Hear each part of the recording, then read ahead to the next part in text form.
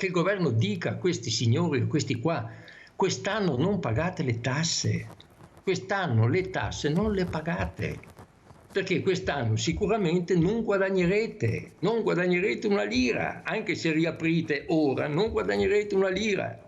Quindi quest'anno le tasse, state tranquilli, non le pagate.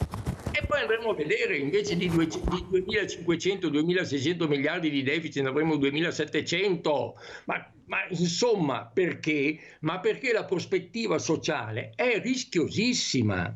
Il modello Zaia è un modello in cui si isolano i contagiati e si lasciano liberi i sani. E se all'inizio, io mi ricordo bene, c'erano due realtà, Codogno e Vo, esatto, e la mortalità sembrava più o meno analoga, tanto che Vo era un altro luogo maledetto come Codogno. Poi lentamente, attraverso l'intelligenza intuitiva, immediata di Zaia, l'unica azione da fare è combatterlo dove manifesta la sua espansione. Ed è quello che ha fatto Zaia, raggiungendo un risultato insperato.